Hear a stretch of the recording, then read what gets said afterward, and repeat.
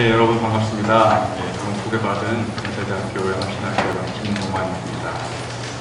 이렇게 교회갱신협의회에 귀한 시간에 불러주셔서 영광하고 이렇게 어레인지로 수고해주신 이상한 목사님께 감사를 드리고, 교회갱신협의회 말은 많이 들어봤는데 이렇게 큰 행사가 이런지 몰랐습니다. 정말로 저도 비디오를 보고 이런 거구나 하는데, 정말 여러분들의 목회자분들의 노력으로 한국교회 갱신이 일어나기를 기대합니다.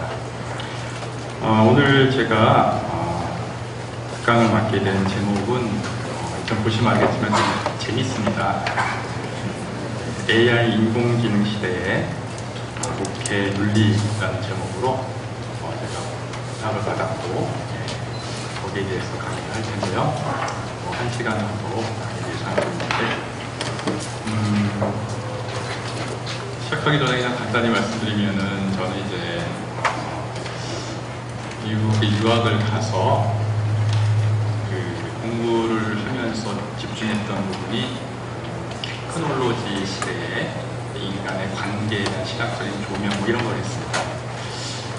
2010년에 학위를 마쳤는데요. 그리고 이제 한국에 2011년에 들어와서 2012년부터 연세대학교에 있게 됐는데, 2011년, 12년에 들어와서 이제 이렇게 발표를 좀 하고 논문을 쓰고 하니까 불과 한 4년 전인데, 신학계에서 이런 게 무슨 신학계 담론이 될 수 있느냐 이런 얘기도 좀 듣고, 그거는 뭐 미래의 과학 소설에서나 나오는 얘기지 그런 시대가 일어나겠느냐. 그래서 나름대로 그런 거를 조금 이렇게 느끼기도 했습니다. 물론 굉장히 최신과 신앙 연결이 중요하다는 말도 들었지만, 그래서 이게 뭔가 하는 게 좀 있었는데, 사건이 올해 3월에 일어났죠.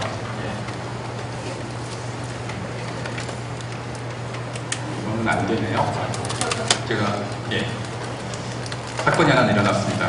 알파고 사건이죠. 저는 사건이라고 표현하고 싶은데, 알파고 인공지능 바둑 프로그램과 또 우리 유명하신 이세돌 프로 구단 기사가 대한민국에서 이 대국을 벌이면서 아주 세계적인 조명을 받으면서 인공지능 그리고 그것에 대한 테크놀로지에 대한 이야기가 아주 엄청나게 일어난 것 같습니다. 그래서 이게 유행일까요? 저는 이제 강의하면서 유행은 아니고 이게 흐름이다 이런 얘기를 드릴 텐데, 하여튼 이것을 기점으로 갑자기 모든 관심이 3, 4월 동안에는, 지금은 이제 우리 모든 관심이 복갱형이겠지만 그때 당시에 엄청난 관심은 바로 AI에 집중이 되었습니다. 되고 있고요.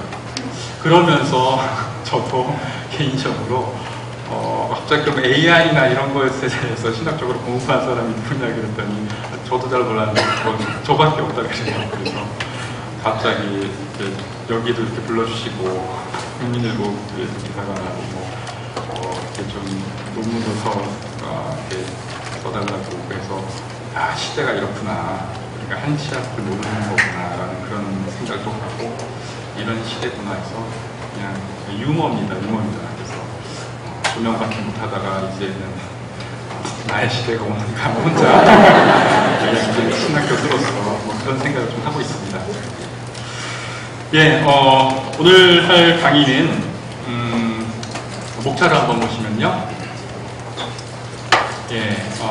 인공지능이라는 게 무엇인지 기본 개념을 여러분들이 아시길 원하실 것 같아요. 그래서 인공지능이 무엇이고 프로젝트가 무엇인지에 대해서 간략하게 정리를 하고, 그 다음에 그것을 신학적으로 한번 조명을 해보면서 인공지능이 나아가는 길이 인간처럼, 그 다음에 인간을 넘어서, 그 다음에 하나님처럼. 그래서 여기까지는 사실은 근래에 제가 어느 신학대학의 특강에서 발표한 내용을 최근에 신학 논문을 학술지에 기고를 한 내용을 토대로 발표를 하려고 하고, 거기에 부가적으로 목회행업을 나름대로 생각하면서 목회 윤리적인 제안을 좀 달아봤습니다. 그런 식으로 진행하도록 하겠습니다.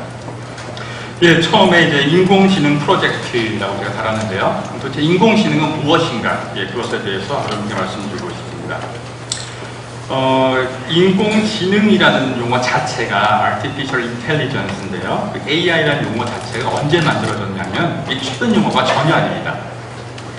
이게 1955년도로 거슬러 올라갑니다. 60년 전에 이미 미국의 컴퓨터 과학자이자 인지과학자인 존 메카시라는 사람이 인공지능이라는 단어를 Artificial Intelligence라고 처음 사용했습니다. 그러니까 이것은 굉장히 오래된 과학계의 이론으로 시작됩니다. 그때부터 1950, 60년대에 거치면서 인공지능 연구는 미국을 중심으로 계속 이루어져 왔습니다. 그 역사를 다 말할 수는 없지만 처음에 굉장히 부각되다가 한 70년대에 발전이 안 돼서 굉장히 침체기도 있었어요. 90년대에 두 번째 긴 10년간의 침체가 있었어요. 침체가 있는 이유는 쉽게 말해서 당시 컴퓨터 기술은 너무 열악했기 때문에 이 이론을 실천시킬 수에는 불가능이었던 거죠.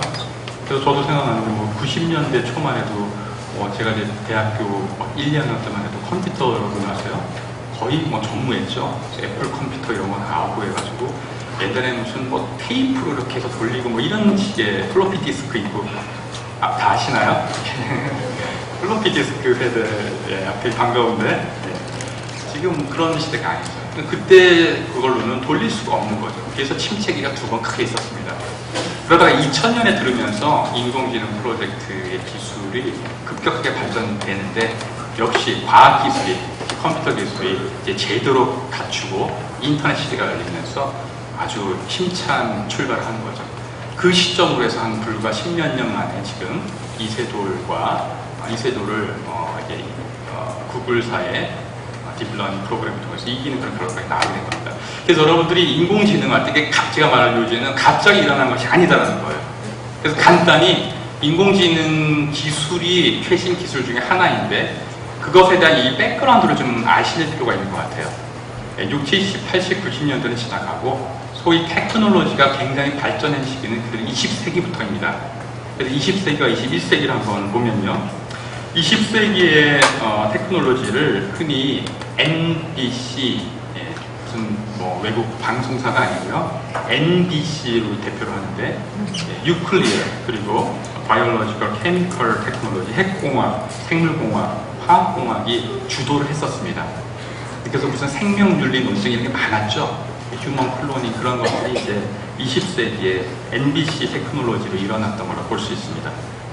근데 시대가 바뀌면서 테크놀로지가 엄청나게 빠르게 발전을 하고 하면서 이제 21세기로 가시죠. 21세기에는 더 이상 NBC의 테크놀로지가 아니라 이제 GNR 시대라고 합니다.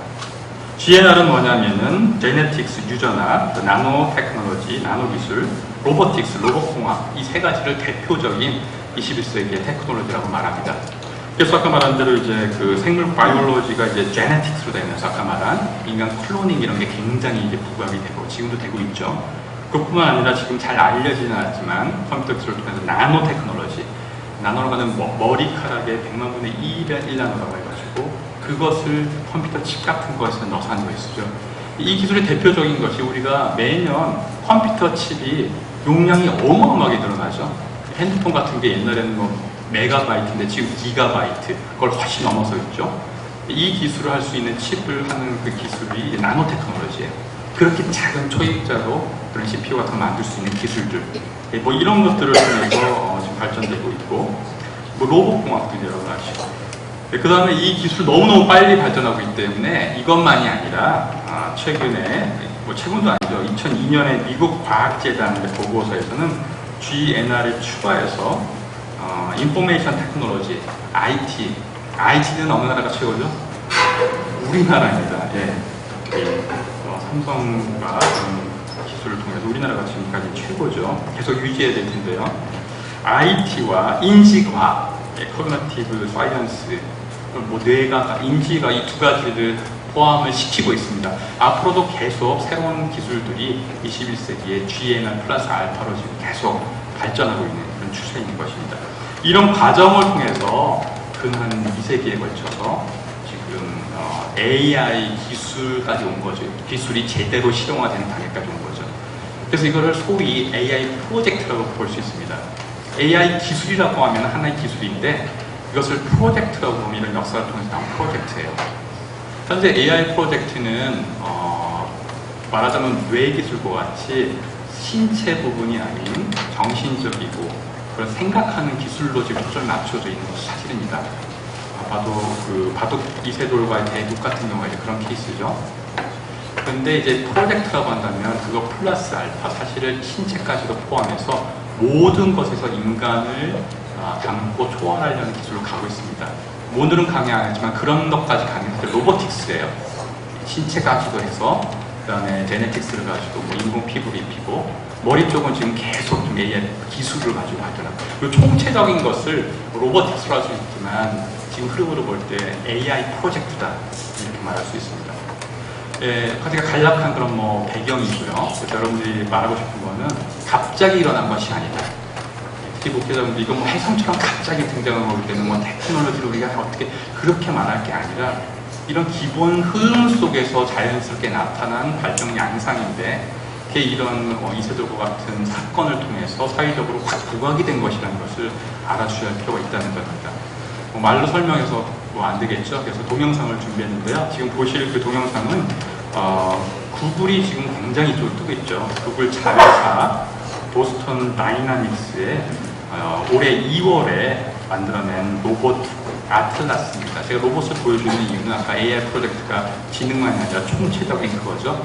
네, 그래서 이 로봇이지만 그 지능이 어느 정도인지를 한번 여러분들이 아틀라스 로봇을 통해서 한번 보시기를 바랍니다.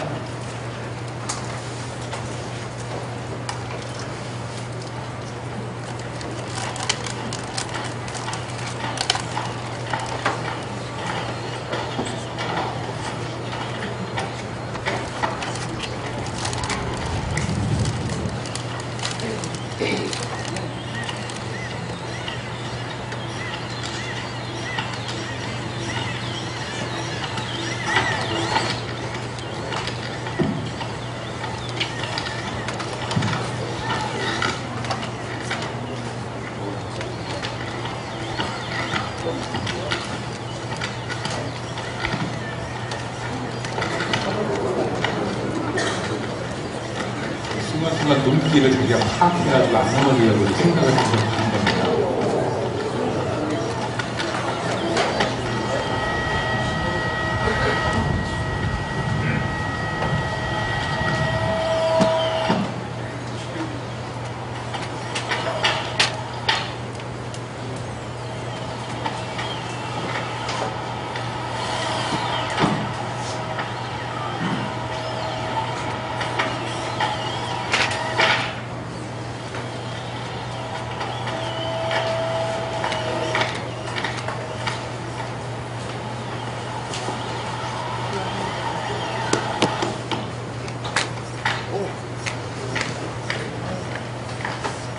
이런 부분이 자체적으로 생각해서 문제를 해결하는 것입니다.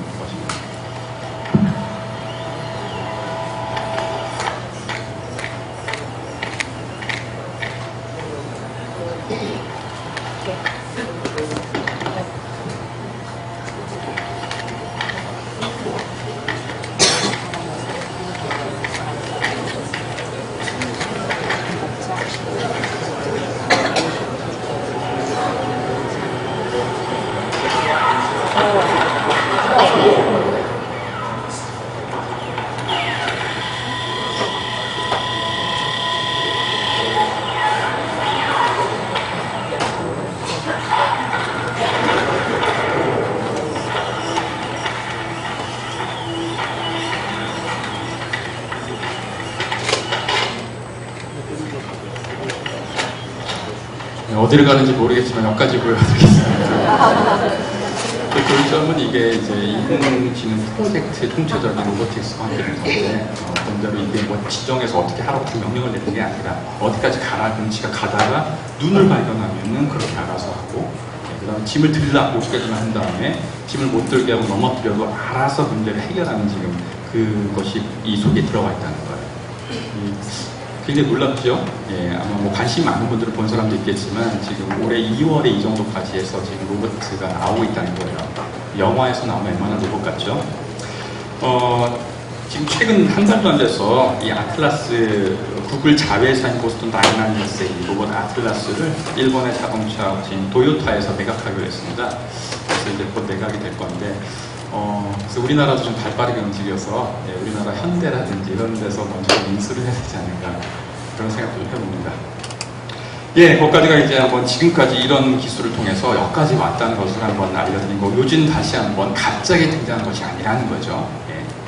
자, 그러면 이제 신학적으로 좀 조명을 해보는 것을 할 텐데요. 첫 번째는 이 AI 프로젝트가 최초부터 했던 1단계 목표라고 할 수 있는 건데, 그것이 뭐냐면은 인간처럼 되는 것이 AI 프로젝트의 첫째 목표입니다. 이 인간처럼 된다고 할 때는 이제 인간처럼 사고할 수 있는 수준이 된다는 거죠. 그것에 대해서 처음으로 구체적인 그런 대안을 내온 사람이 역시 1950년대예요. 영국의 수학자이자 컴퓨터 과학자인 앨런 튜링이라는 사람이 튜링 테스트, 한번 넘겨주시죠. 튜링 테스트라는 것을 자기 이름 따서 개발을 했는데, 이게 이제 사람과 같이 생각할 수 있는 컴퓨터에 대한 기준을 처음으로 말한 것입니다. 이걸 소위 이미테이션 게임이라고 해요. 이 튜링 테스트에서 이미테이션 게임의 논리는 이렇게 같습니다. 보시면 A와 B가 있죠. A는 컴퓨터고 B는 사람입니다. C는 그것을 평가하는 사람이에요. C는 A, B를 볼 수 없도록 칸막이를 쳐놓습니다. 그러니까 C가 어떤 질문을 하는 거예요. 질문을 하는데 지금 로봇가 하나 있고 사람이 있는지 사람만 있는지 모르는 상태에서 질문을 하는 거예요. A 컴퓨터는 어떤 질문에 대해서든지 자기가 인간이라고 거짓말을 치려고 노력하는 대답을 합니다. B는 그게 틀렸다, 내가 인간이고 쟤는 아니다, 이런 식으로 이제 하는 거예요. 그래서 C가 A와 B에게 질문을 계속 해댑니다. C가 가만히 들어보고 도대체 누가 거짓말을 하는지 모르겠다. 즉 어디 A가 컴퓨터인지 B가 컴퓨터인지 아니면 A가 인간인지 B가 인간인지 도저히 분간을 못하겠다. 그 대답을 듣고 라고 할 경우에는 튜링 테스트를 A라는 컴퓨터는 통과를 한 것입니다. 이게 기본 논리예요. 자, 이것을 이제 제안을 했는데 이게 이제 뭐 당시 50년대에 이상적인 테스트였지 통과를 할 수 없었습니다. 예. 그런데 이제 세월이 가서 60년이 지나서 1964년이 지나서 그 다음 페이지요. 2014년에 러시아의 프로그램 이름이에요. 그냥 이렇게 나오는데 저 사람이 진짜 사람이 아니라 유진 구스트만으로 불려지는 이 컴퓨터가 이 테스트를 통과를 이제 했습니다. 그래서 여기다가 이제 찍어가지고 하면 유진 구스트만이 대답을 하는데 그 대답은 이건 인간 정도 수준의 대답이지 그걸 컴퓨터라고 할 수 있냐라는 거예요. 물론 아직까지 논란의 여지는 있습니다만 당시에 그러면 유진 구스트만은 처음으로 64년 만에 튜링 테스트를 통과했다라고 공식 발표를 하기도 했습니다. 지금 일어나고 있는 그 다음 페이지요. 알파고는 그리 2년 뒤인데 통과를 한 것 같습니까? 안 한 것 같습니까? 알파고는 통과를 했습니다. 바둑이라는 틀 안에서 통과를 한 거예요. 뭐냐면은 구글의 알파고 프로그램이 그 다음에 어느 것을 둘지 아무도 알 수 없는 정도로 똑똑하죠. 그래서 만약에 이세돌과 두는데 밖에서 그냥 화면으로 이세돌과 어떤 사람이 프로단이 같이 둔다고 거짓말을 치고 했을 때 그 장면을 본 대부분의 프로 기사들은 이거는 대단한 사람 프로다라고 말할 거예요. 그죠? 그런 점에서 이미 바둑이라는 틀 속에서는 튜링 테스트를 완벽하게 통과한 거로 볼 수 있습니다. 자, 이런 것을 가지고 우리가 신학적인 담론을 할 때 인간처럼이라는 담론을 할 수 있는데요. 먼저 그 다음 페이지요. 지금 이렇게 인간의 사고와 같이 생각하도록 만드는 이런 AI 기술은 신학적으로 한번 보면은 첫 번째로 형상 담론에 속한다고 봅니다. 이게 말하자면 뭐냐면 이제 하나님의 형상 다 아시죠? 이미지 오브 갓, 이마고 데이. 하나님의 형상으로 인간을 하나님께서 창조하신 그런 것처럼 인간이 인간의 형상을 담아 인간처럼 생각할 수 있고 활동할 수 있는 형상을 만들어내고자 하는 그런 담론과 지금 연구가 됩니다. 꽤나 오래전에 노린 헐츠베르라는 학자가 In Our Image라는 책을 냈는데요. 재밌는 책입니다. 이 책에 이제 그런 담론을 하고 있어요.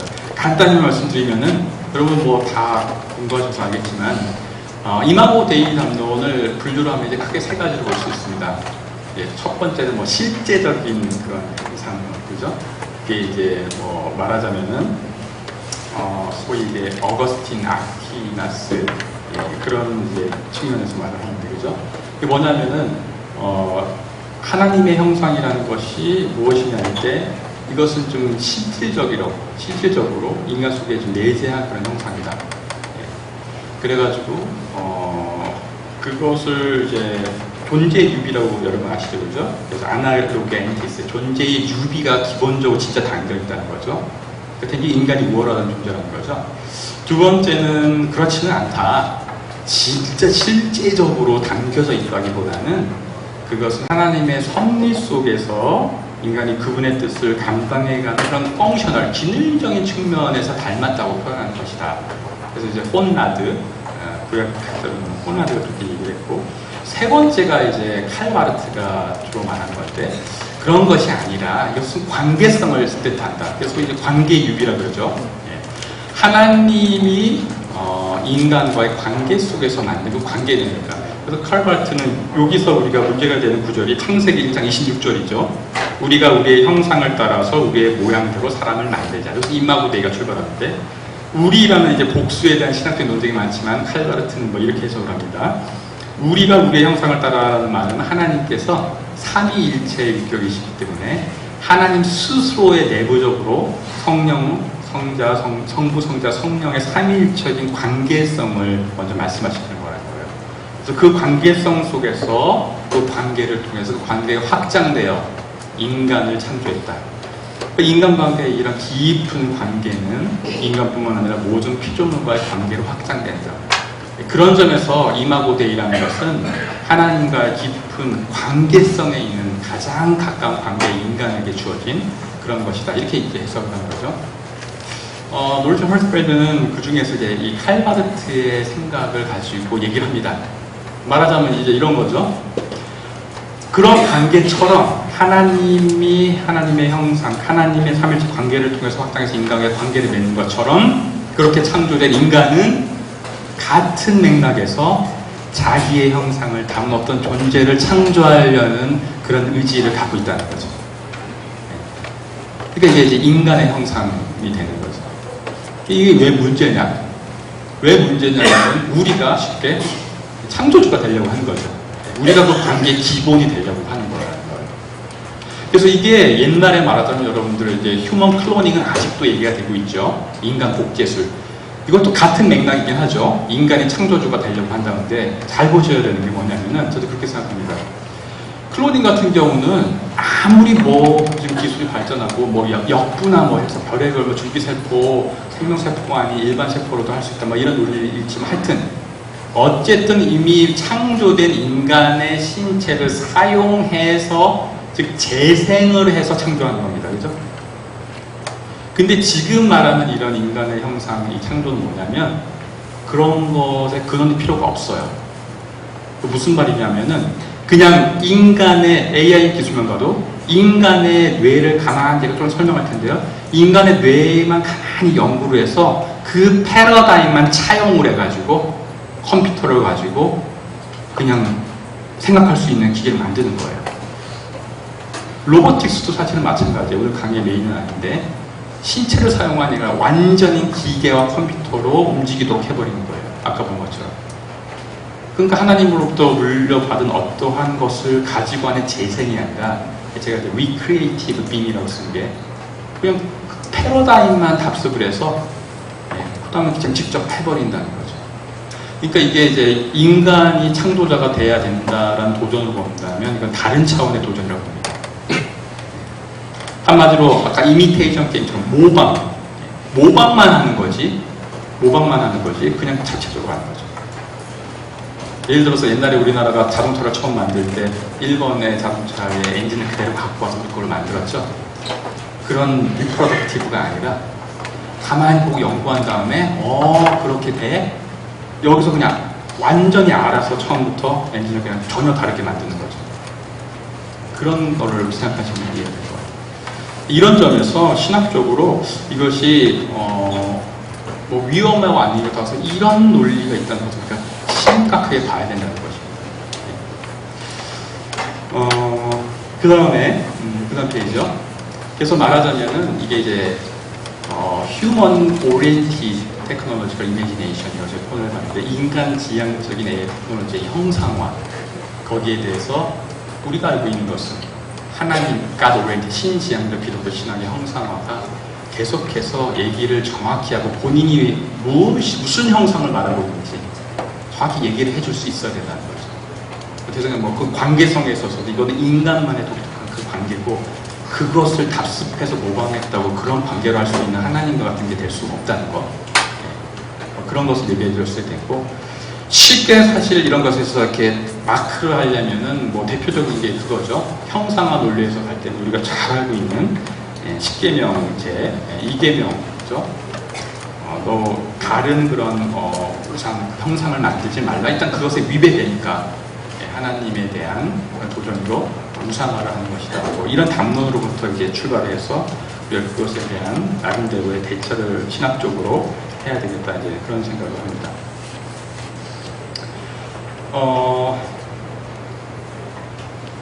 두 번째 신학적인 담론에서 인간처럼, 그 다음 되죠. 이렇게 인간처럼 되려고 하는 것이 참 보면 두 번째는 인간을 넘어서로 가고 있습니다. 사실은 AI 테크놀로지가 시작이 될 때 50년대부터 지향하고 있던 바는 그 이상이었습니다. 인간처럼이 아니라 이것을 넘어서려는. 이 기사를 보면요, 이게 뭐 이세돌 제가 사건이라고 하는데, 그 사건에서 보면은 과감한 그때 이제 4대1로 이긴 거 다 아시죠? 대국에서 딥블루가 구글 이기고 나서 얘기 많이 돌았던 것 중에 하나 이런 게 있어요. 기사가 있어요. 과감하게 손 빼고 변칙. 프로 기사도 R4범 따라하기. 이제 R4범으로 불리는 거죠. R4범. 뭐 프로 구단보다도 더 잘 뒀으니까 이미 넘어선 거죠. 그러니까 프로 구단 기사들이 이제 그 변칙 수를 새로운 수로 해가지고 공부를 하고 있고 이제 R4범이라고 부르면서 따라가는 거죠. 아시는 대로 이 프로그램은 한 번 대국에서 승리만에 한국 기원에서 명예 프로 구단증을 수여받았죠. 인간을 넘어서는 거라고 했습니다. 자, 이제 이 부분이 되게 중요한데요. 인간을 넘어가는 AI를 소위 강한 AI라고 합니다. 스트롱 AI. 그리고 강한 AI는 뭐냐면은 이게 소위 우리가 생각하는 그런 시대가 올까? 인간을 위협하고 뭐 터미네이터 영화에 나오고 자기를 위협하면 인간도 죽이고 그거를 이제 AI라고 말하는 거죠. 그러니까 뭐 감성, 창의성성, 예술성까지 지나가서 뭐 자율이나 양심, 도덕성까지 지금 뭐 이런 논리들이 되게 불안하지 않으세요? 관심이 없으신가요? 약한 AI는 뭐냐면 그냥 알파고 같은 수준이에요. 그러니까 어떠한 특정한 인간을 위한 목적을 위해서 그걸 넘지 않은 범위에서 만들어진 AI. 알파고, 바둑이라는 틀 안에서 최고로 잘하는 정도까지. 아까 본 그 로봇, 뭐 인간이랑 같이 더 걷거나 짐을 드는 것까지. 요거 이제 약한 AI, 능력에서도 떨어지고 특별한 목표에서 제한되는 AI. 약한 AI는 이미 이제 개발이 다 된 거죠. 핵심은 뭐냐면 아까 말한 그럼 이 다음에 인간을 넘어서 강한 AI까지 갈 수 있느냐 아니냐가 우리들의 관심 아닌가요? 그렇죠? 자, 여러분들 어떻게 생각하세요? 내가 살아있을 동안 연령대가 굉장히 다르시니까 요즘 뭐 100세 시대니까 내가 살아있는 동안에 아직 넘기지 마시고 보여주세요. 내가 살아있는 동안에 AI가 강한 AI가 나타날 것 같다라는 분 손 들어오시죠? 졸리시니까. 내 생각에 내가 살아있을 때는 그런 건 안 나올 것 같아요. 내려주시고. 무두셀라는 900몇 세까지 살았죠? 믿음이 부족하신 뒤에 어떻게 지금 수명을 생각하고 계신지 모르겠습니다. 저는 앞으로 한 100세는 이미 지났고 웬만한 거는 다 해가지고 한 150세 정도까지가 수명이 되는 정도 보시고 하늘나라에 가실 것 같아요, 우리 모두가. 저는 이런 거를 보면서 나타날 것 같아요. 그것도 빠른 시일 안에. 그 이유에 대해서 지금 설명할 텐데 이게 되게 중요한 건데요. 기본적으로 AI 기술의 핵심을 여러분들이 한번 아시고 평가를 해보세요. 도대체 AI 패러다임이 뭔지를 아시고 한번 얘기를 해보세요. AI 패러다임은 기본적으로 뭐냐면 이겁니다. 인간의 뇌와 같이 생각하는 것을 모방한 거라고 그랬죠. 그걸 뭐냐면 다층 퍼셉트론 신경망이에요. 자, 우리 뇌과학에서 이게 뉴런 신경망이죠. 신체의 그런 데서 지금 뇌 쪽은 아직도 너무너무 발견이 안 돼서 지금 뭐 1%밖에 아직 못 알아냈다는 말이 많죠. 이 뇌 신경망의 그 생각하는 패러다임을 모방해온 것입니다. 그래서 이걸 인공신경망이라고 해요. 뇌는 어떻게 인지를 하냐면은 먼저 사물을 오감을 통해서 보든지 만든지 해서 인식을 하죠. 인식을 해서 그것을 각각의 층을 통해서 아 이거는 뭐다 더 발전해서 아 이거는 그 다음 뭐겠다 아 이건 책상이다 이렇게 이제 뇌가 빠른 속도로 가는 그 단계가 당연하지 않겠어요, 그죠? 네. 뭐 터치를 한 다음에 터치하기도 전에 그냥 보다가 할 수는 없잖아요, 그죠?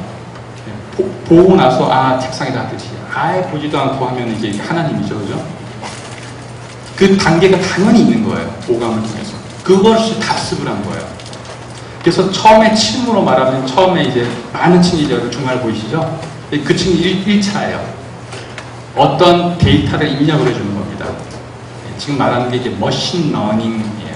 머신 러닝이 이거를 지금 얘기를 하는 거예요. 머신 러닝이 이루고 있는 다층 퍼셉트론 신경망의 구조가 어떻게 이루어졌냐는 거죠. 먼저 1차적으로 1차 층을 통해서 무엇이 이것 예를 들어보겠습니다. 여기 뭐 강아지가 있다고 생각을 해요. 자, 강아지를 컴퓨터가 인식하도록 하기 위해서 이제 컴퓨터로 입력을 해줘야 되겠죠. 일단 대충 강아지의 이미지를 좀 넣어주는 거예요, 1차적으로. 그럼 얘가 이걸 쭉 보고, 이런 거구나. 이렇게 알고 있겠죠. 네. 근데 이걸로는 모든 사진을 보고 강아지는 판별이 안 돼요. 그 입력된 그 정도의 모습으로 강아지라고 맞추는데, 이상하게 막 다리를 들고 오줌을 싸고 있는 모습이라든지 꼭 고양이처럼 생긴 강아지는 얘가 강아지로 구별을 못해요. 그러니까 2단계 층을 넣어주는 겁니다. 이런 때에도 이것은 강아지다. 이런 것은 고양이니까 아니다. 계속해서 그런 것을 넣어주는 거죠. 3층, 4층 계속 넣어주는 거예요. 그러면 말하자면 이제 뿌옇다가 점점 알아내는 뭐 이런 식이죠. 그러다 보면은 어느 순간 가면은 어떤 사진을 보여줘도 이건 강아지다 이렇게 맞추는 거죠. 아직까지 당연히 완벽하지는 않습니다. 아직도 귀엽게 생기신 분을 보고 강아지라고 인공지능하고 사람은 그렇지 않죠. 뛰어난데 이게 계속 가는 거예요. 그래서 지금 이 층이 많아지면 많을수록 똑똑한 거예요, 한마디로. 많이 알고 잘 분별해낸다는 거죠. 이세돌이 그 게임을 할 때의 바둑 프로그램은 굉장히 많은 수십 개의 층을 가지고 있었는데 지금 수백 개까지 발전했다고 합니다.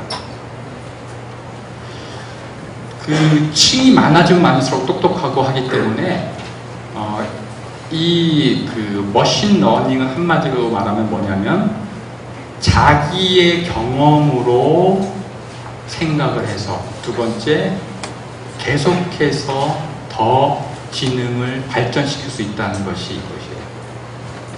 그렇죠? 인간처럼 경험에 의해서 학습을 하고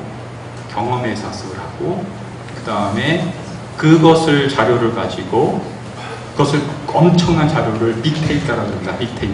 빅데이터가 인터넷 때문에 된 거예요. 옛날에는 자료를 아무리 해서 넣어도 한계가 있었는데 요즘 인터넷에 딱 연결을 시키면 이제는 컴퓨터가 리서치를 다 해요. 개에 대한 모든 사진을 다 하는 거죠. 지가 알아서. 경험에서 학습을 해서 그 다음 어떻게 해요? 이제 냅두면 돼요. 지가 알아서 계속 축척을 하고 층을 만들어가는 거죠. 이게 무서운 거예요. 자, 한마디로 말해서 이세돌과의 대국을 할 때 어떤 수를 이 바둑 프로그램이 놀지 안 놀지 알았던 사람이 있어요? 아무도 없어요. 프로그램 회사 만든 사람들도 몰라요. 심지어 바둑 프로그램조차 몰라요. 그 상황을 가지고 총체적으로 경험해서 이런 수위는 이런 것이 최선이다라는 결정을 지가 해서 넣는 거예요. 그 이상한 변칙이 나오는 거죠.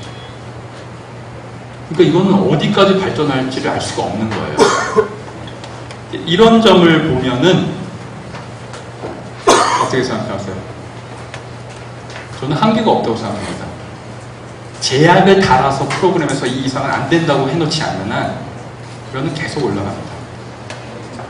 요런 것이 어떤 패러다임인지 또 한번 영상을 보면 이해가 쉬우시죠? 알파고 사건이 일어나기 전 1년 전에 사실 굉장히 이게 유명했던 건데 구글사의 딥마인드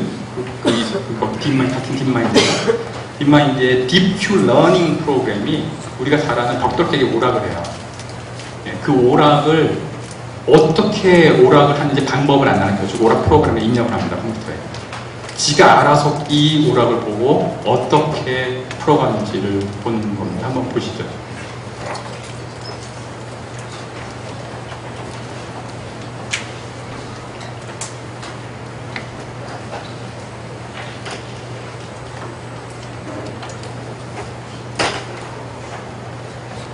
핵심이 아까 말한 대로 컴퓨터는 노란 줄이 그거예요. 컴퓨터는 이 게임이 무슨 게임인지 자체도 몰라요. 그리고 갑자기 맞닥뜨립니다. 처음에 10분 동안에 어떻게 자기 학습을 딥러닝을 하는지 보세요. 되게 못하죠? 적응하고 있어요. 지금 경험을 쌓고 있는 거예요. 나름대로의 데이터를 지금 하고 있는 거예요.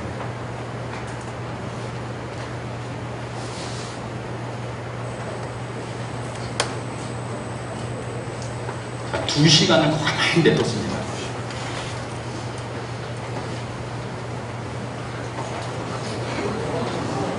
엄청 잘하죠? 근데 경험에서 자기가 어떻게 해야 될지를 지금 알아가고 있는 거예요. 룰을 찾아낸 거죠.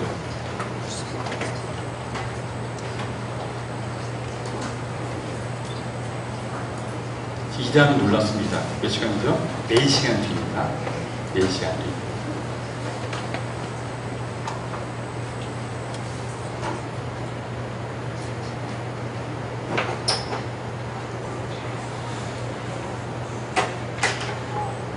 이겁니다. 이거를 알아내요, 지금. 자.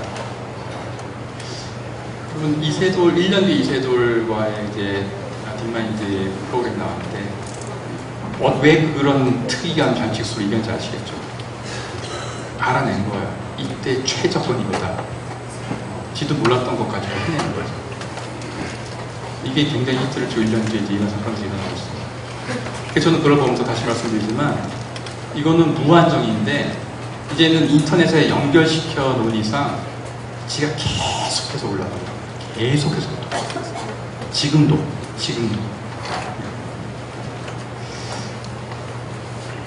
다시 한번 손 들어볼까요?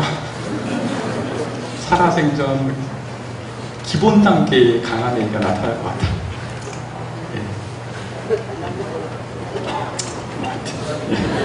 이쪽으로 믿음 좋을 필요는 전혀 없습니다. 자, 그 다음 페이지요.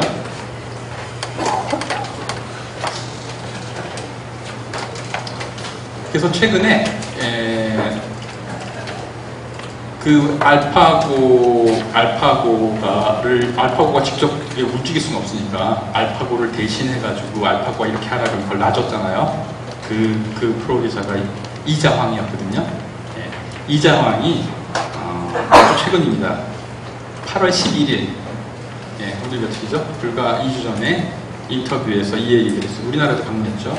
인터뷰에서 이런 말을 했습니다. 그 다음 페이지 한번 해주시죠. 이장이 2주 전에, 아까 말한 대로 이제 층이 지금 대부분이 끝나고 4월 말쯤에 벌써 150개 층 정도 갔다고 그래요. 수십 개에서. 이장이 최근에 8월 11일에 이 얘기를 했어요. 알파고가 지금 프로에는 2점을 접어주기 시작할 시간까지 왔다고 지금 밝혔어요.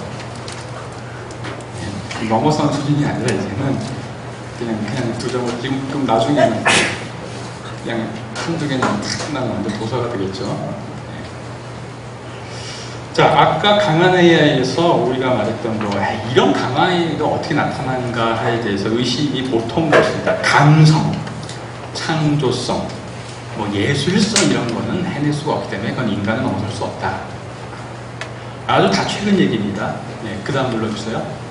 여러분 아시는 분은 아시겠는데 최근 일본에서, 최근이라는 게 이제 3월이에요. 일본에서 문학상 공모전의 1차 심사를 통과한 단편소설이 하나 있습니다. 예선까지는 통과했는데요. 그 단편소설을 AI가 자체적으로 썼습니다. 만든 사람은 그냥 배경 설정만 해줬다 그래요. 뭐 구름이 있다, 뭐 여자가 있다, 어디에 있다, 이 정도.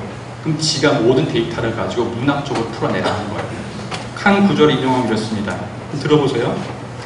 그날은 구름이 그리운 잔뜩 흑인 날이었다.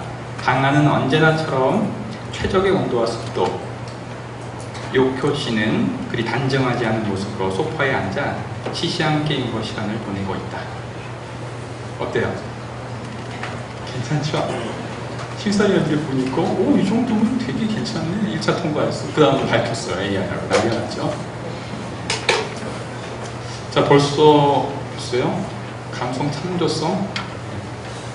방금 문학 봤으니까 그 다음에 미술로 와야겠죠. 이거는 이제 많이 봤을 거예요, 여러분들이. 예, 이 그림 여러분 미술에 좀 조예가 있으신 목사님 많으신데, 자, 누구의 화풍입니까? 예? 여러분이요. 역시 고경영 목사님 멋지십니다. 렘브란트. 예수님에 대한 것도 많이 그렸죠. 특히 스케치가 그리는 렘브란트 화풍이에요. 근데 이건 렘브란트가 그린 게 아니라 마이크로소프트가 네덜란드 기술자들과 공동 개발한 AI 프로그램 이름을 넥스트 렘브란트라고 단 이 AI가 렘브란트 화풍을 그대로 재현한 그림이에요. 이게 2016년 4월에 나와서 경매에 나와서 900만 원에 팔렸습니다. 싸죠? 네, 이게 사람이 그렸으면 여러분 보시면 알겠지만 렘브란트의 모든 그 작품을 다 입력시켜준 거예요. 그 다음에 그려라. 그러니까 그것 중에 모자를 쓰고 스포츠염이 난 뭐 이런 옛날 중세풍을 입은 백인 남성을 렘브란트가 그려라. 그 명령을 주어준 거예요. 그럼 얘가 그걸 한 다음에 그 나온 스케치를 3D, 그러니까 이게 프로젝트라는 모든 기술이 함께 하는데 3D 기술을 가지고 유화로서 쫙 한 거예요. 이렇게 인물가 나타나는 거죠. 또 한 그림을 보여드리겠습니다. 그 다음 그림이죠. 저는 이 그림 너무 멋있어요. 누구 풍이죠? 여기는 굉장히 예술성이 강해요. 우리 이 그룹 교갱협에서는 AI 이길 수가 없을 것 같아요. 고고의 풍이죠. 요거는 더 최근이죠. 이건 다시 더 옛날입니다. 더 옛날에 이미 나온 건데 AI가 같은 개념이에요. 고풍으로 어떤 집이 있고 어떤 뭐 나치고 이렇게 그려라. 지가 그린 거예요. 이거는 경매에 안 나왔어요. 사고 있지 않아요. 굉장히 멋있습니다. 예술성 어떻게 생각하세요? 자, 문학 받고 미술 봤으니까 귀로도 좀 들으셔야죠. 음악을 자체적으로 작곡해내서 사람의 감동이나 뭔가 좀 기분을 좋게 할 수 있을까요? 2016년 6월에 그 전에도 있어 왔어요. 근데 인간이 거의 다 해줬죠. 그거 말고 그냥 자체적으로 약간 명랑한 뭐 어떤 그것을 한 1분 넘도록 만들어 봐라 해서 진짜 자체적으로 만든 곡이 또 계속 구글이네요. 구글의 인공지능이 혼자 작곡한 피아노 솔로곡으로 1분 20초짜리 6월에 발표한 곡을 한번 들어보겠습니다. 경쾌하고 밝은 곡인데 한번 그냥 끝까지 한번 들어보겠습니다.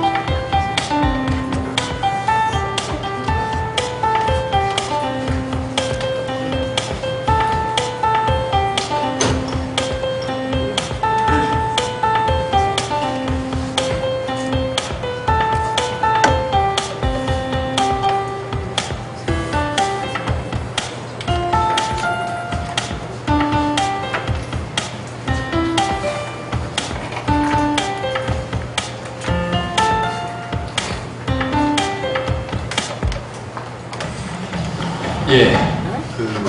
뒤에 땅땅땅땅. 좀 뭐 유치한 듯하고 하지만 어떠세요? 나름대로 기분 장르가 뭐가 기분이 어떻게 좀 좋아지셨어요?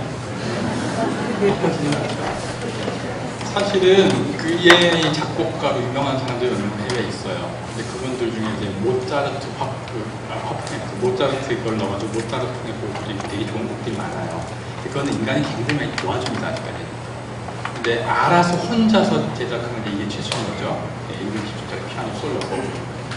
개인적으로 너무 재밌어가지고 제 애가 지금 초등학교 5학년인데 제가 그 모차르트 곡이랑 그다음에 베토벤 곡이랑 되게 멋있어요. 그거랑 이거랑 해서 막 좀 들려줬어요. 야, 이게 좀 AI가 만든 곡이래 막 들려줬어요. 근데 우리 애가 이렇게 듣더니 둘 다 지루해 줄여요. 이거 꼭 같이 들어요. 그러더니 나중에 진짜 아까 그거 다시 좀 듣자 그래요. 왜 그랬더니 재밌대. 신난대. 사실 저는 듣고 좀 유치하다 했는데 이게 또 신세대에는 이게 더 멋있는 건가 싶기도 하고 저도 자꾸 들어보니까 모차르트 베토벤보다 이게 그냥 편안한 것 같아. 벌써 좀 세뇌가 되나? 네. 자, 하여튼 이런 걸로 볼 때 그냥 여러분들이 아까 말한 감성, 창조성, 예술성 못할 것이다. 글쎄요.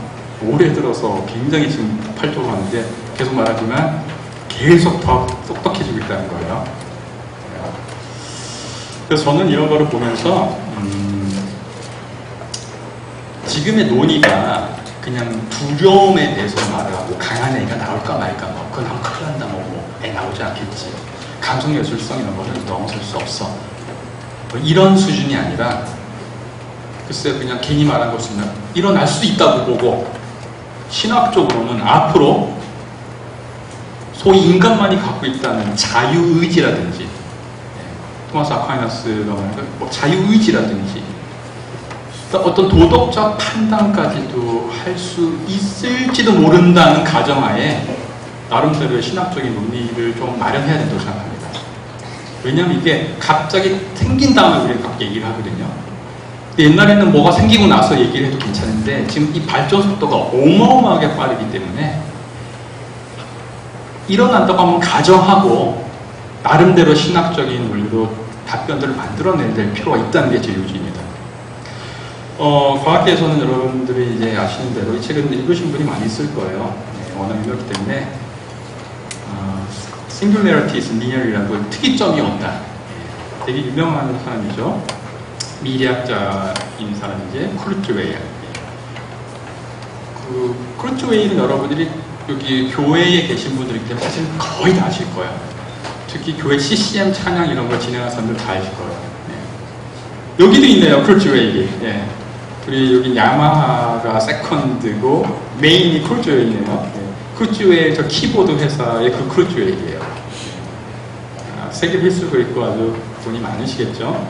쿠르트웨일이 지금 이 AI와 특히 트랜스휴머니즘 이런 거를 지금 집중적으로 리드를 하고 있는 분인데 이 쿠르트웨일이 굉장히 옛날에 책을 하나 냈죠. Singularity is Near, 특이점이 온다. Singularity, 특이점이라는 건 뭐냐면은 이 그래프와 같이 과학이 쭉 발전을 해오고 있는 거죠. 쭉 발전해오다가 한 중간 넘어가가 20세기예요. 20세기 엄청난 속도로 발전하다가 지금 21세기 오면서 인공지능 시대까지 오면서 급격히 올라가는 거죠. 익스포넨셜, 기하급수적으로 지금 치솟고 있어서 곧 어느 시점이 되면 기존의 모든 틀을 넘어서 완전히 팍 올라가는 시기가 온다. 그래서 이 책에는 The Sixth Epoch라고 해요. 제6의 기점. 곧 점을 Singularity, 특이점이라고 하는 거죠. 이 책 제목이 Singularity is Near, 특이점이 온다는 건데 저는 좀 신학적으로 생각해요. 예수님이 처음 말씀이 뭐죠? 뭐가 가까워왔다? 하나님 나라가 가까웠다. 영어로 뭐죠? The Kingdom of Heaven is near. The Singularity is near. 거기까지. 특이점이 되면 그런 시대가 온다 그러고 그 특이점이 바로 강한 AI가 생성되면서 인간의 지능을 완전히 초월해서 급진적으로 올라갈 거니까 그것에 대해서 대비를 해야 된다는 거죠. 쿨트웨일은 그 시기를 2045년이라고 얘기를 했고 2016년에 들어서 엄청나게 앞당기고 있어서 지금 2020년대로 지금 예견하고 있습니다. 그 다음 페이지요. 이런 논의를 하고 있는 쿨처 같은 미래학자들이 얘기 중에서 그것을 담아서 담론화시킨 그룹이 있는데 그 대표적인 그룹이 트랜스 휴머니즘 그룹입니다. 자칭 트랜스 휴머니스트들인데요. 이것에 대해서는 길게 말을 못하겠고요. 소위 미래인간 포스트 휴머니스트들 중에 가장 급진적인 그룹이 트랜스 휴머니예요. 트랜스라는 것은 뭐냐면은 두 가지 의미인데 트랜지션, 옛날 인간에서 새로운 기계 인간으로 전이한다는 뜻도 있고 트랜센던스, 초월한다는 뜻도 있어요. 예전에 기존적인 인간의 능력을 완전히 초월하고 전이 돼서 새로운 미래인간, 포스트 휴먼으로 나가는 하나의 무브먼트 운동이에요. 그런 철학적인 담론이 트랜스 휴머니즘입니다. 그것을 리드하는 사람들이 쿨처 같은 지금 미래학자들 중심으로 가고 있고 엄청난 펀드를 받고 있어요. 지금은 굉장히 작은 휴머니즘 사상 중에서 뭐 포스트 휴먼 여러 가지가 있죠. 포스트 휴먼가 좀 굉장히 결부가 되어 있는데 지금 작은 단체지만 엄청나게 지금 재정적으로 하고 있기 때문에 이 담론은 계속 일어날 것입니다. 근데 곧 여러분들도 아마 많이 들을 거예요. 제가 볼 때. 이 트랜스 휴머니즘에서 이제 이런 얘기를 하는 거죠. 특이점이 올 것이고 그때는 인간이 완전히 다른 그런 모습의 인간의 사고 능력이 완전 초월로 갈 거죠. 이런 뜬금없는 것 같은 소리를 하는 것입니다. 자, 신학적으로 저는 이제 기독교의 휴머니즘 이것은 왜 중요하냐면 인간이 무엇인가에 대한 논리이기 때문이에요. 저는 철학, 신학 같은 경우에 학문적으로 중요한 이유는 철학이나 신학이 인간이 무엇인가를 다루기 때문이라고 봅니다. 그래서 지금 계속 뭐 이런 논리는 카이스트나 뭐 이런 학자들 중에서 제가 저도 많이 참여해서 질문을 꼭 해요, 가서. 트랜스 휴머니즘에 어떻게 생각하느냐. 뭐 그러면 그거는 철학이죠. 완전 과학자입니다. 그리고 신학 교수세요? 뭐 그건 그쪽에서 이제 뭐 계속 그렇게 얘기를 해요. 근데 제가 거기서 이제 개인적으로 답변을 합니다. 이게 딴 문제가 아니라요. 인간이 무엇인가에 대한 논리이기 때문에 이건 과학에서도 중요하지만 철학과 신학에서 답해야 되는 문제입니다. 생각하셔야 됩니다. 이렇게 얘기를 하고 있습니다. 자, 뭐 그냥 더 말할 건 없고요. 기독교 휴머니즘에서 말하는 인간이란 무엇이냐 할 때 인간은 조금 전에요. 소위 하나 예로 아우구스티누스와 라인홀드 니버, 제가 기독교 윤리학 전공인데요. 라인홀드 니버의 그런 사상을 보면은 크리처리니스, 피조성이 인간의 가장 중요한 자질이라는 거죠. 하나님이 창조자고 우리는 인간의 피조물이다. 이 피조성을 인정하지 않은 것은 프라이드, 교만이다. 그리고 사실 마르틴 루터 종교개혁부터 나온 건데 아우구스틴의 전통으로 루터나 현대 라인홀드 니버는 피조성을 인정하지 않고 본인이 창조성을 가지려고 하는 이 교만이 원죄의 근원이다 라고 얘기를 하고 있죠. 저는 이렇게 볼 때 아까 뭐 한 거랑 통한데 트랜스 휴머니즘에서 말하는 그런 논리들, 새로운 인간을 창조해내는 본인이 창조가 되는 것이 그건 어떻게 보면 교만으로 볼 수 있고 아까 자기 우상숭배 얘기했죠. 자기 우상숭배뿐만 아니라 교만으로 죄의 근원으로서도 있다고 나름대로 신학적인 바운더리를 쳐야 된다고 생각합니다. 특별히 이 트랜스 휴머니스트들이 재미있는 게 뭐 우리가 굳이 거기에 뭐 바운더리 치고 해야 되냐 하실 거예요. 근데 그쪽의 책들을 읽어보면요 되게 재미있는 게 이상하게 하나님을 건드려요. 저도 읽으면서 이 미래학자들이 그냥 그렇게 과학적으로 하고 미래 예측하고 하면 되지 왜 자꾸 건드리지? 근데 그런 거예요. 이것이 창조성과 인간의 본질을 건드리기 때문에 하나님 건드릴 수밖에 없는 거예요. 이상하게 이렇게 건드립니다. 그래서 뭐 예를 하나 들면 트랜스 휴머니스트를 대표하는 또 맥스 모어 같은 학자는 인간의 자기 초월의 삶 속에서는 트랜스 휴머니즘 같은 인간의 자기 초월의 삶 속에서는 결코 자기 희생이나 초월적 존재들을 향한 예배가 일어날 수 없다. 뭐 이런 구절을 계속 얘기를 해요. 그 다음에 그동안 하나님의 개념은 압제적이었다. 어프레시브했다라고 표현을 합니다. 도전을 합니다. 그러니까 제 말은 뭐냐면은 가만히 있으면 자꾸 공격을 해와요. 이 논리 속에 이런 말들이 팍팍 튀어나오거든요. 근데 지금 사실 신학계에서는 그냥 넉넉히 있는 것 같아요. 저도 그래서 뭘 그런 것까지 대안을 하나 하는데 그렇잖아요. 광복절서 있었는데 1번이 우리를 침범하지 않았으면 우리가 그렇게 일본에 대해서 막 말을 할까요? 그죠? 공격을 당하니까 방어를 해야 되는 거예요. 그죠? 저는 그런 점에서라도 지금 트랜스휴머님 알아서 잘 흘러가면 되는데 이렇게 계속해서 하나님이나 신, 예배, 하나님 개념이 앞자리로 자꾸 치고 나올 때는 우리가 거기에 방어를 위해서라도 신학적인 담론을 형성시킬 필요가 있다는 저는 주장입니다. 하여튼 사변적으로 이 AI 프로젝트를 지금 지원해주는 철학 미래학자 세력이 트랜스휴머니즘이에요. 그러니까 이것에 위해서 싸우자는 게 아니라 다시 한번 목회입니다. 네, 인간 강화. 그래서 휴먼 인핸스먼스 테크놀로지라고 통칭적으로 부를 수 있는데요. 인간을 하여튼 강화해서 더 나아가는 이 기술은 결론적으로는 사변적으로 소위 과학기술 유토피아를 분명히 지향하고 있습니다. 자, 인간을 강화해가지고 소위 트랜스휴먼, 포스트휴먼으로 나가려고 하는 데 있어서 지금 초점을 두고 있는, 여러분들도 알고 있는 두 가지 단계별 목표가 있죠. 첫 번째는 뭐냐면 수명 연장이에요. 그래서 우리들도 체험합니다. 그죠? 보험사에서도 계속 100세 시대에 대비하는 그죠? 이 과학기술이 지금 추구하는 1차적 목표는, 눈에 보이는 목표는 수명 연장이에요. 그죠? 그래서 계속 수명을 연장하도록 만들어서 문제가 생기면 가서 고치고 이렇게 하는 거죠. 지금 뭐 웬만하면은 다 고칠 수 있어요. 아시죠? 심장도 다 떼내고 인공심장 갈 수 있죠. 제가 15년 전에 심장 절개 수술하고 살아난 사람이에요. 간증할 때는 하지만 제가 선천성 심장병으로 태어나서 한 30년 고생하다가 해서 신학도 공부하고 목사가 된 그런 체험이 있는 사람인데 전혀 그렇지 않죠. 살아있는 제가 기적입니다.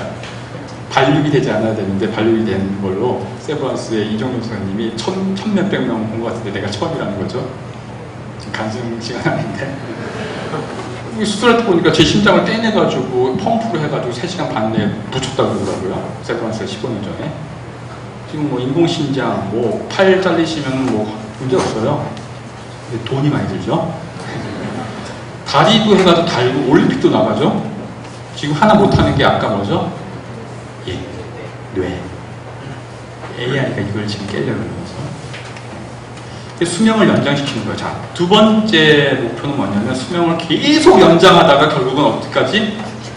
죽지 않는 거. 끝까지 살겠다는 거. 되게 중요한 immortality.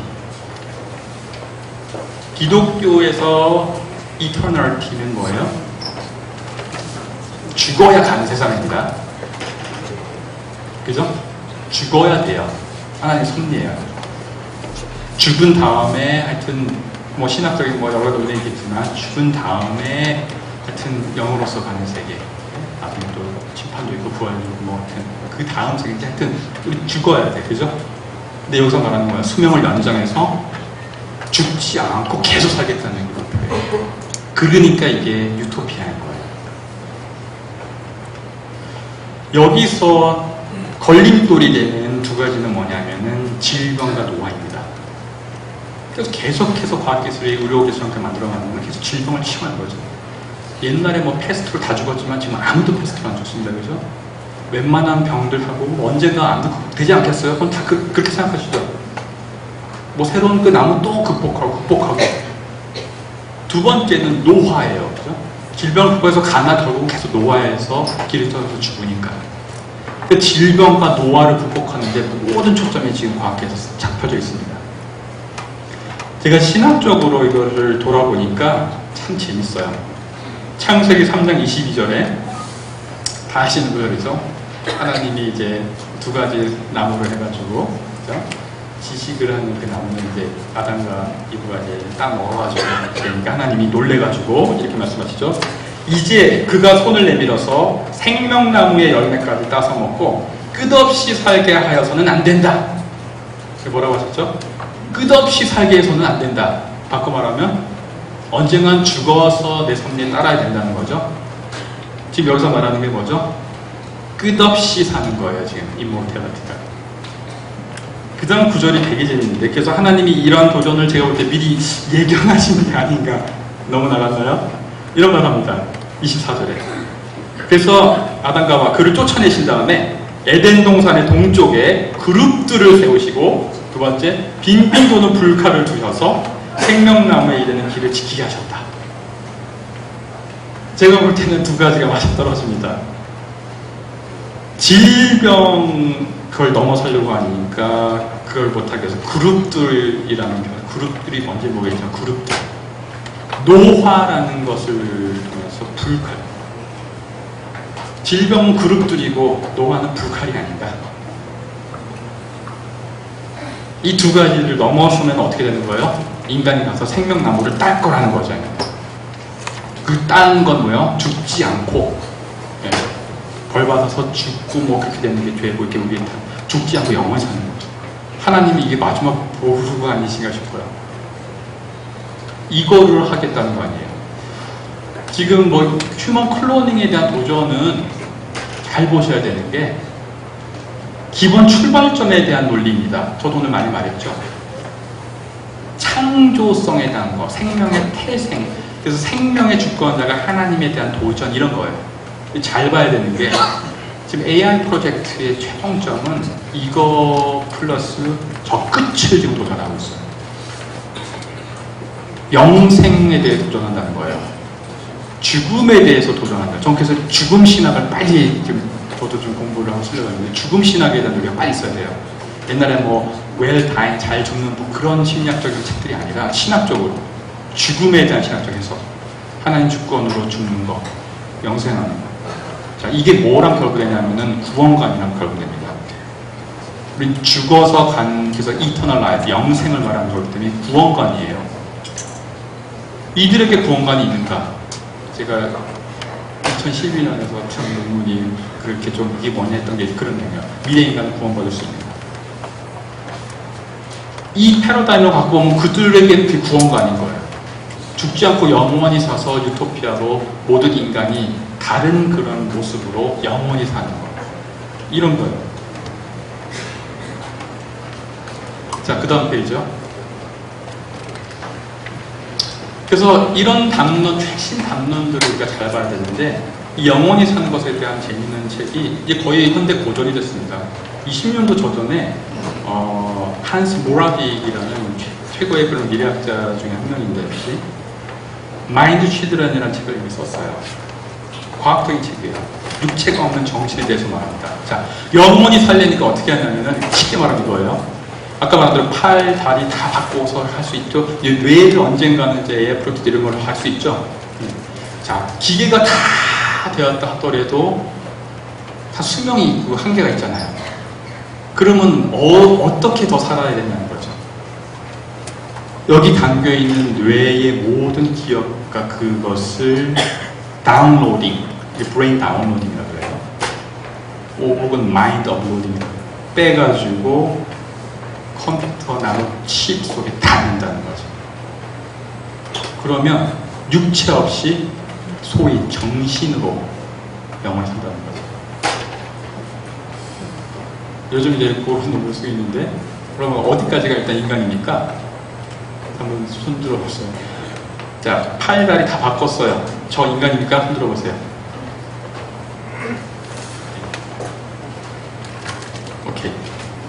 하체까지 다 해서 여기 다 바꿨어. 장기까지 다 달고 했어. 인간이다. 오케이. 심장 나빠서 인공심장 다 바르서 다 돌아가. 인간이다. 자, 뇌가 문제가 있어가지고 뇌 빼내고 뇌에 있는 모든 기술과 생각하는 거 딥러닝으로 다 생각할 수 있도록 해가지고, 아까 말했죠? 나노칩, 초점인 나노칩에 모든 정보 다 넣었어. 그래서 지가 이제 그걸 경험으로 생각하고 판단할 수 있어. 그래서 뇌를 넣었어, 칩으로. 저 인간입니까? 그래서 지금 옛날에 생명론에서 심장사를 인간이 살았냐 죽었냐 판단해, 요즘 뇌사를 거의 가고 있죠. 이게 뇌가 중요한 거예요. 뇌가 살았냐 죽었냐, 그러니까 인간이 아니라는 거죠.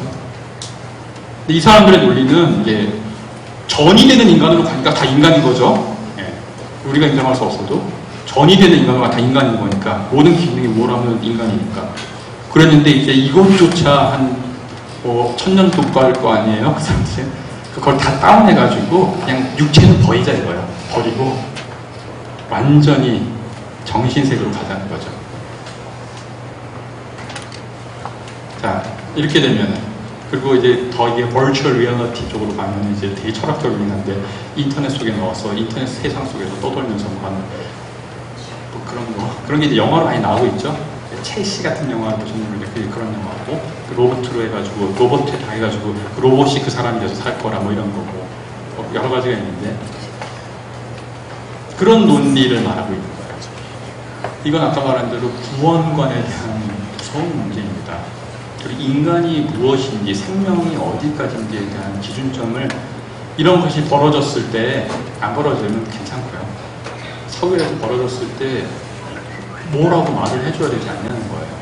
철학이나 신학 같은 데서는. 교회에서는. 예. 아까도 말한 대로 죽지 않는 그 불사의 시점을 말하면서 싱글레러티와 같은 시점을 그 타임지에서 매거진에서 지금 순위를 말해줬어요. 표지가 이렇습니다. 타임 매거진이 2045년. 거기 작은 그 글 밑에 보이지 않는데 그때 인간이 영원히 살 시기를 2045년으로 미라클을 얘기를 한다가 타임의 표지였어요. 그러면서 맥스모와 모라벳 같은 사람들의 이론을 거기 담아놨어요. 싱글레러티의 그 시점이 같죠? 함께 가고 있는 거예요.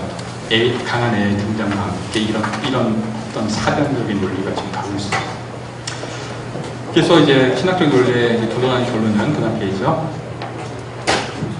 AI 프로젝트의 담론과 기독교 신학의 담론을 잘 비교해 봐야 된다는 건데 막 비판하고 막 이렇게 거부하는 게 아니라 잘 보자는 거예요.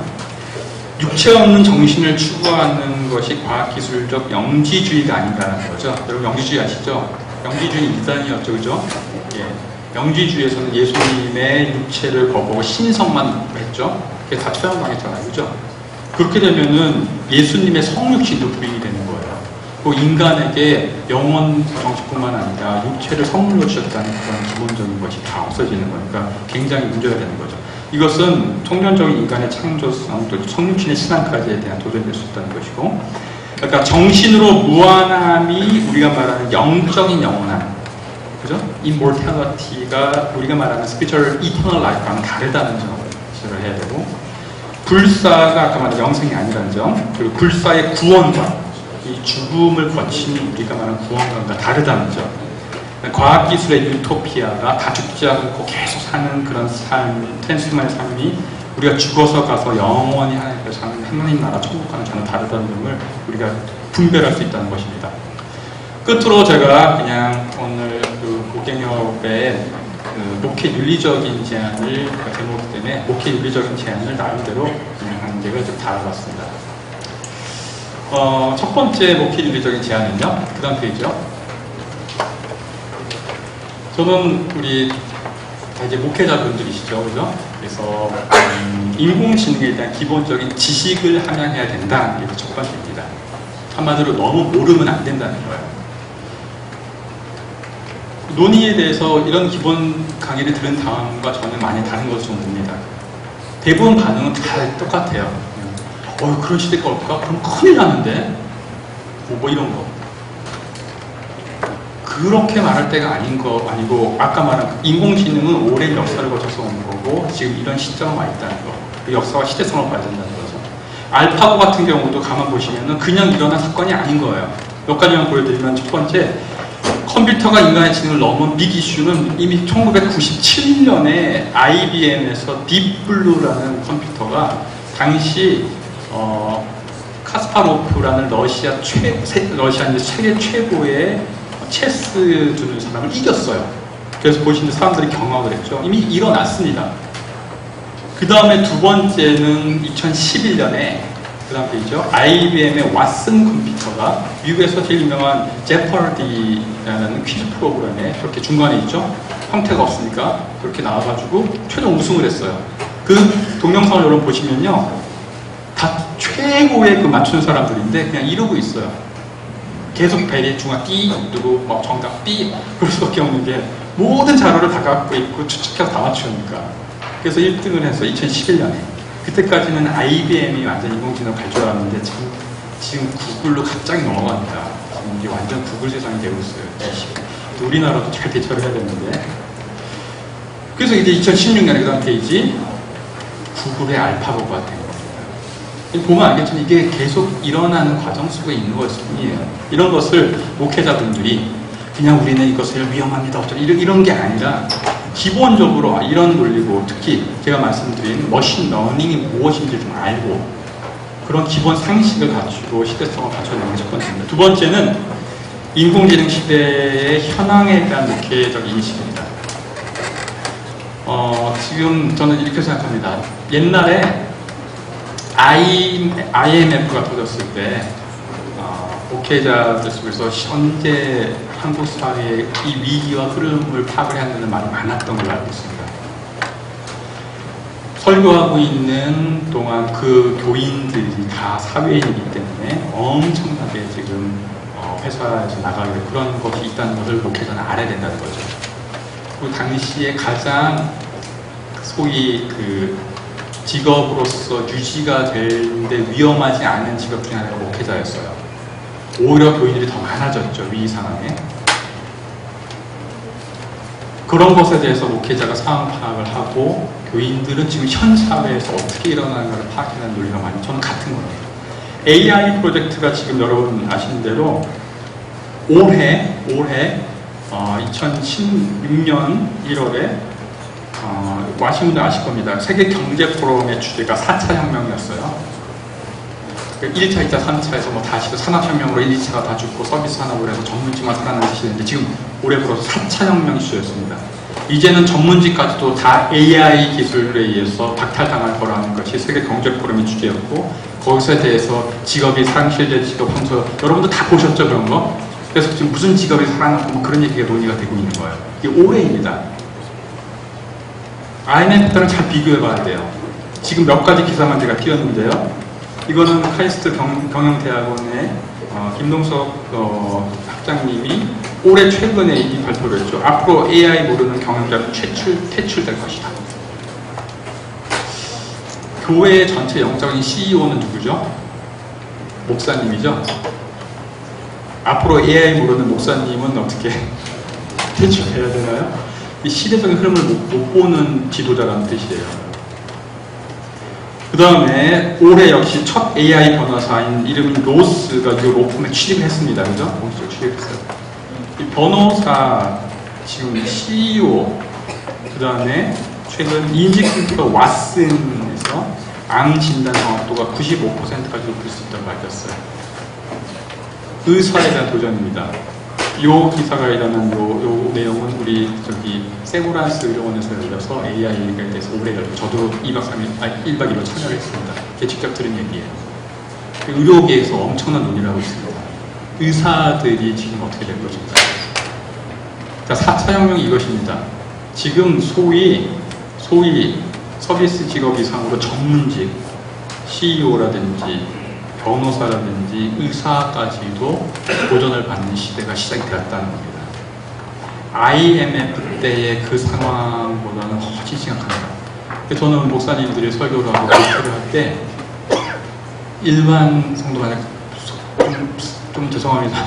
그냥 소위 잘 나가는 교인의 장로님들이나 잘 나가는 직종에 있는 그런 분들조차 위기 상황이 돼 있다는 시대가 AI 시대인 것을 파악을 해야 된다는 것이죠. 그 얘기입니다. 세 번째는 기독교 인간 이해에 대한 신학적 재정립. 이건 이제 신학적인 논리, 제가 쭉 설명한 거예요. 제가 한 것들이 예인 거죠. 뭐 창조성이라든지 구원이나 죽음의 논리. 이것에 대해서도 목회자분들이 대처를 해야 되는데, 뭐 고갱협의 이런 내용 중에 신학적인 것, 뭐 신구원 교수님 왔다면서요? 포스트모던 이런 거 하셨다고 그러고, 이런 최신의 학문들에 대해서 우리가 배우는 이유는 신학적으로도 계속 재교육을 하자는 거 아니에요, 그죠? 그러니까 우리가 목회가 신학에서 바탕을 하니까 이런 것에 대한 여러 신학적인 공부도 하시길 바란다는 뜻이에요. 신학적으로 나름대로의 신학 목회관을 좀 정립을 해야 되지 않는가 하는 거죠. 나름대로의 기준, 어떤 시대성에 대한 설교, 지식을 자랑할 것이 아니라 이런 것에 기독교는 나아가야 된다. 이런 것을 제안할 수 있는 신학적인 바탕을 말해야 된다는 점. 끝으로는 제일 중요한 건데요. 목회자의 영성 함량 및 영적 권위의 회복입니다. 이럴 때일수록 근본으로 돌아가자는 말이 이제 분명히 됩니다. 결국은 이럴 때일수록 우리는 영성을 초점을 둬야 돼요. 그들이 아무리 말해도 정신가지기 때문에 우리는 그걸 넘어서 영성에 대한 얘기를 우리 결국 해줘야 됩니다. 그 다음에 되게 중요한데 영적 권위 회복. 저는 개인적으로 이렇게 생각합니다. AI가 하지 못할, 강한 AI가 하지 못할 능력으로 지금은 아까 창조성, 뭐 예술성, 뭐 이런 거 했잖아요. 저는 권위성이라고 생각합니다. 권위. AI가 아무리 인간보다 뛰어나도 권위를 갖기는 힘들다고 저는 봅니다. 언젠가 넘어갈지 모르겠지만 현재로서는. 쉽게 말하면 이런 겁니다. 최고의 변호사를 보니까 모든 자료를 해서 최고의 판단을 내려주는 아까 그런 로펌 AI가 낫다는 거죠. 그러다 최종 판결 앞에 서서 죄가 몇 인이다 이런 판단을 AI 판사한테 듣고 싶겠습니까? 사람이? 그래도 사람한테 듣고 싶겠습니까? 저는 인간 판사한테 듣고 싶다고 생각합니다. 자녀분들 좀 변호사보다 무슨 말씀하세요? 네, 농담이고요. 그다음에 의료진에서도 모든 것을 분석하는 의료는 하지만 최종으로 면담을 하면서 어떻게 결정하실래요? 여기서 뭐 인공호흡기를 떼시겠습니까? 이런 얘기를 듣고 싶은 거는 인간은 그래도 인간 의사한테 듣고 싶다는 권위입니다. 영적 권위를 갖고 있는 분이 대표적으로 교역자들이죠. 그래서 저는 제4차 혁명 시대도 역시 IMF 때 같이 목회자분들, 교역자분들은 직업이 유지되리라고 합니다. 직종을 잘 택하셨습니다. 뭐 목사 되고 할 때는 세상에서 내가 죽고 막 하는데 시대를 보니까 지금은 오래가는 직업이 최고잖아요. 어떤 거에서 흔들리지 않는 목회자입니다.